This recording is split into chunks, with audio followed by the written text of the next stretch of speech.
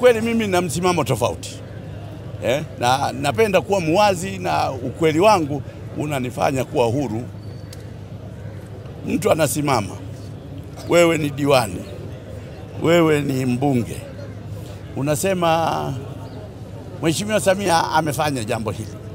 Mimi ningependa kabisa, na hoja hii najua Mzee Mkapa, marehemu Mzee Mkapa aliwahi kuitumia. Ningependa tuseme serikali ya CCM imefanya, sio amefanya Mheshimiwa Samia peke yake, hapana. Matokeo yake sasa hizi tunakwenda kwenye uchaguzi. Watu wataulizwa, wewe ulikuwa unasema fulani ameleta. Wewe umeleta nini? Wewe diwani umeleta nini? Wewe mbunge umeleta nini? Kumbe huu ni muungano wa watu wote. Tumeleta, serikali yetu imetuletea. Serikali inayoongozwa, ukitumia neno inayoongozwa utakuwa huru zaidi. Lakini ukisema tu kama fulani ameleta, mimi sioni kama jambo. Uwasilishaji wa ilani umekuwa wa kisasa zaidi.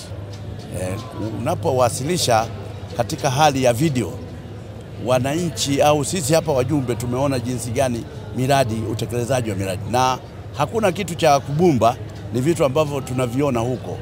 Lakini mimi shauku yangu kuona namna ya uwasilishaji wa ilani uteremke mikoani. Tuna halmashauri kuu za mikoa, tuna halmashauri kuu za wilaya.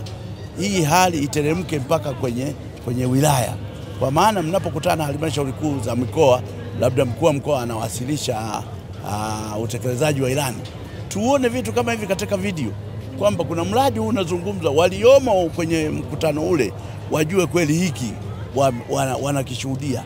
Kama ni kwenye wilaya, kwenye halmashauri ya wilaya, basi mkuu wa wilaya aonyeshe utekelezaji wa ilani kwa kutumia video, watu waone.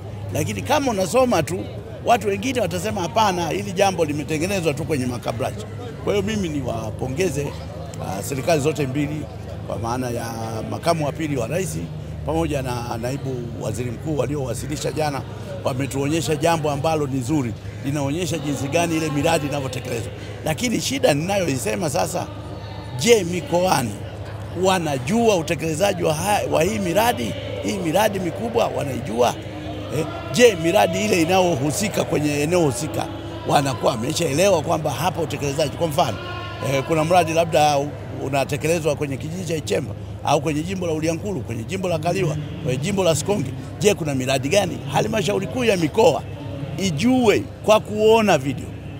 Na hata kama ni mkuu wa wilaya anawasilisha kwenye halmashauri kuu ya wilaya, na penyewe wale wajumbe waone huu mradi unatekelezwa kutoka kwenye kata fulani, huu mradi unatekelezwa kutoka kwenye kata fulani, hiyo itaeleweka. Lakini kama tunasubiri mkutano mkuu serikali inawasilisha miradi ya kimkakati, miradi mikubwa, hapa jana hatujaona mikoani kuna nini. Mikoani si tunaona, tunasomewa tu, hatuoni. Maana yake utajua miradi iliyotengenezwa kwenye eneo lako tu, hautaona miradi inayotekelezwa kwenye eneo jingine la eneo husika.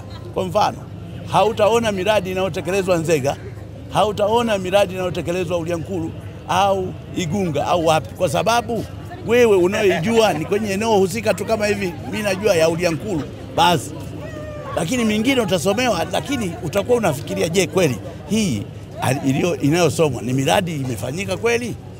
Mbona watu hawasemi? Mbona? Lakini hii uwasilishaji wa ilani unatusaidia kujibu hoja za upinzani.